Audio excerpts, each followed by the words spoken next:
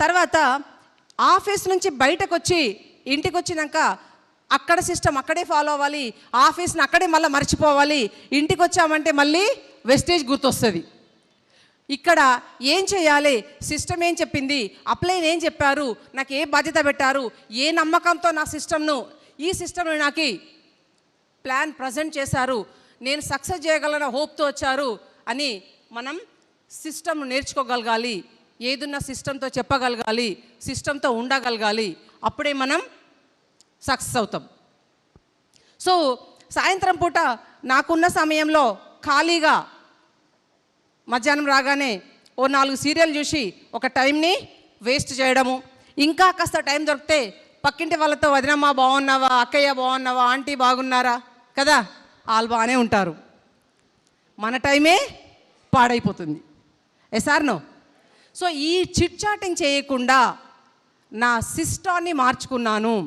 ఏం మార్చుకున్నాను, నేను సిస్టంలో ఏం నేర్చుకున్నానంటే ఈ ప్రొడక్ట్స్ వాడుకొని షేర్ చేయమన్నారు. ఎసార్నో. Use the product then share the product. Next నేను ఏం ముచ్చట పెట్టడం స్టార్ట్ చేశానంటే కుకింగ్ ఆయిల్ మీరు ఏం వాడుతున్నారు, సో పేస్ట్ ఏం వాడుతున్నారు, జ్ఞాన పేస్టు ఊగుతున్న పళ్ళు కూడా అతుక్కుంటున్నాయి, మీరు వాడి చూసారా? ఇలా ప్రతి ఒక్క ప్రోడక్ట్ని జాయింట్ పెయిన్ సఫర్ అవుతున్నారా, మా హస్బెండ్కి దాది తగ్గడం వల్లనే కదా నేను వచ్చాను, ఐ సపోర్టు సూపర్గా పనిచేస్తుంది.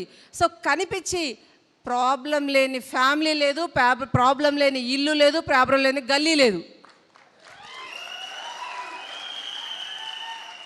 వాళ్ళందరికీ నేను ఏదో ఒకటి ఆ మాట ఈ మాట నాకు అవసరం లేదు, నా మాట నాకే అవసరం. అవునా కదా?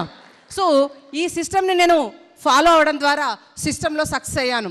నేను వచ్చే వరకు చాలాసార్లు విన్నాను ఈ మాట, డయాస్ మీద మీరు కూడా విని ఉంటారు.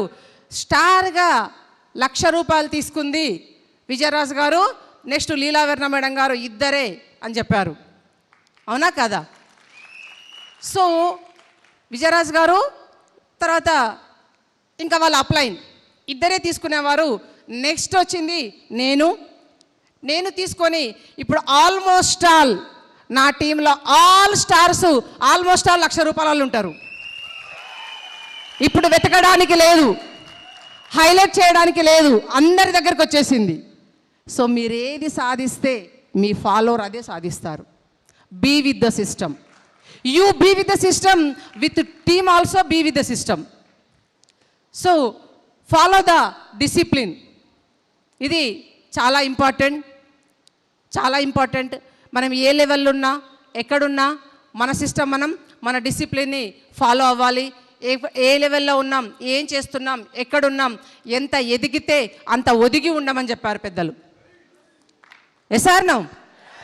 సో అది తర్వాత వెస్టేజ్కి వచ్చాం కాబట్టి వెస్టేజ్ సిస్టమ్ని ఫాలో కావాలి. ఈ వెస్టేజ్ సిస్టంలో నేను చేసిన గొప్పతనం ఏం లేదు, 4 సీరియళ్ళు సాయంత్రం కూర్చొని చూసేది. నా ఆఫీస్ టైం అంతా అయిపోయిన తర్వాత ఖాళీగా ఉన్న సమయాన్ని, వేస్ట్గా పడి ఉన్న సమయాన్ని, 4 సీరియల్ చూసే సమయాన్ని తీసి పక్కింటి వాళ్ళతో మాట్లాడుతూ ఇక్కడ ఇన్వెస్ట్ చేశాను. ఆ ఇన్వెస్ట్ చేసినందుకు నేను ఒక గ్రేట్ సక్సెస్ని తీసుకోగలిగాను.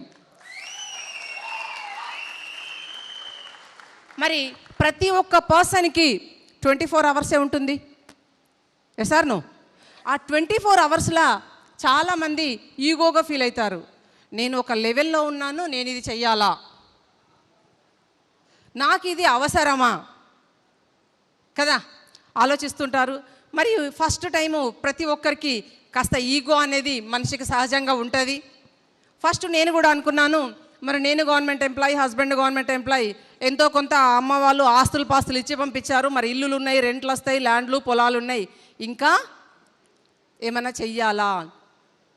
కానీ నాకు ఒకే ఒక ఆలోచన, ఎందుకు ఎన్నో కార్యక్రమాలు మగవాళ్ళు చేసుకుంటూ వస్తే ఆడవాళ్ళు చూసుకుంటూ వస్తారు, ఎందుకు నన్ను నేను ప్రూవ్ చేసుకోకూడదు, ఛాలెంజింగ్గా తీసుకున్నా. యాక్చువల్గా నేను ల్యాబ్ టెక్నీషియన్ చేసేటప్పుడు లేడీసే ఉండేవాళ్ళు కాదు. మా జిల్లా మొత్తంలో సింగిల్ ల్యాబ్ టెక్నీషియన్ లేడీ నేను. సో ఫస్ట్ ఎంప్లాయ్ అనగానే, మేడం మీరు టీచరా అంటే, ఆడవాళ్ళు టీచర్లకే పనికొస్తారు, డిసైడ్ అనమాట. సో నేనేమో డిఫరెంట్గా ఆలోచించాలి, డిఫరెంట్గా ప్లాన్ చేయాలి. గుంపులో గోవిందలాగా ఉండడం ఇష్టం ఉండదు నాకు. నలుగురిలో నారాయణ, గుంపులో గోవిందలు కాదు. నీకంటూ ఒక సెల్ఫ్ ఐడెంటిటీ ఉండాలి. సో అది నాకు ఇష్టం. అలా ప్లాన్ చేసుకున్నాను. మరి అక్కడ కూడా ఆ 100 మంది మగవాళ్ళని దాటుకొని ఒక్క లేడీకే ఒక్క జాబ్, డిస్ట్రిక్ట్ లెవెల్ జాబ్ని కొట్టగలిగాను. మరి ఇప్పుడు కూడా ఇంకొక ఆలోచన ఏంటంటే సౌత్ ఇండియా టాప్ కొట్టాలి, ఒక్కటి మిగిలింది. సో అది చేద్దాం మీ అందరి హెల్ప్ వల్ల. ఎందుకంటే నమ్మకం వస్తుంది కదా, ఒక్కరికి వచ్చిందంటే మనందరికీ నమ్మకం రాదా? ఎంటైర్ టీంకి నమ్మకం రాదా? సో దానికోసము ఈ బిజినెస్లో పర్ఫెక్ట్గా వచ్చామా, నెల రోజులైంది, నాకు ఏమీ రాదు. మనం ఏం చేసామంటే 30 PV చేసాం, కూర్చున్నాం. నాకు ఏమీ రావట్లేదు మేడం, నేను వెస్టేజ్లోనే ఉన్నాను. ఏం చేసావు?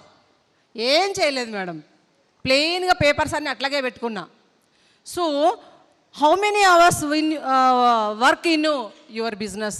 ఎన్ని గంటలు మీరు పనిచేస్తున్నారు? మీకు ఒక 10,000 జాబ్ దొరికింది అనుకోండి, ఎన్ని గంటలు పనిచేస్తారు?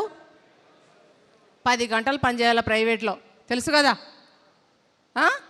గవర్నమెంట్ సెక్టార్స్కి పోతే 8 అవర్స్. రిలయన్స్ ట్రెండ్స్కి వెళ్ళండి, 12 అవర్స్. ఇంకొక నా డౌన్ లైన్ ఉన్నారు, టీమ్ లైను, ఆయన 24 అవర్స్ జాబ్. మార్నింగ్ వెళ్తారు, నైట్ ఏదో టైంలో వస్తారు. ఆ 2 ఫోన్లు ఇచ్చింది, వెహికల్ ఇచ్చింది, ఆ 2 ఫోన్లను పక్కన పెట్టుకొని ఈయన పడుకోవాలి. సైలెంట్గా ఫోన్ రాగానే తవ్వుకున్న ఆఫ్ చేసుకోవాలి, ఎందుకంటే భార్య పిల్లలు లేస్తారు. ఆ ఫోన్ పట్టుకొని బయటకు వెళ్ళి ఎక్కడెక్కడ ఆ రిలయన్స్ నెట్వర్క్ కనెక్ట్ అయిపోయిందో మళ్ళీ కనెక్ట్ చేసి రావాలి ఈయన. అలాంటి వ్యక్తి నా దగ్గరికి బిజినెస్ ప్లాన్ వినడానికి రాత్రి 9:30 తర్వాత వచ్చేవాడు. అప్పుడు వస్తే తినేసి రండి, ఒక ముద్ద పొద్దంతా పనిచేసిండ్రు, లేదు ఒక ½ అన్ అవర్ నేను వెయిట్ చేస్తాను, మీరు ఫ్రెష్ అప్ అయ్యి తినేసి రండి అని 10 o'clock వచ్చి 11 o'clock బిజినెస్ చెప్పిన ప్లాన్ మా ఇంట్లో. సో నా ప్లాన్ చెప్పిన విషయం ఏంటంటే డైలీ 2 సెషన్స్ చేయాలి. 90 days ఆగకుండా చేశాను, 90 days ఆగకుండా చేశాను. మరి అలాంటివి మనము ఫాలో అవ్వాలి. ఇదే తెలుసు కదా మనకి, బయట మార్కెట్లో ఎన్ని గంటలు మనం జాబ్స్ చేస్తున్నాము, రోజుకు ఎంత టైం తీసుకుంటున్నాము, ఇది చాలా important. At least 4 hours. Being a జెంట్స్కి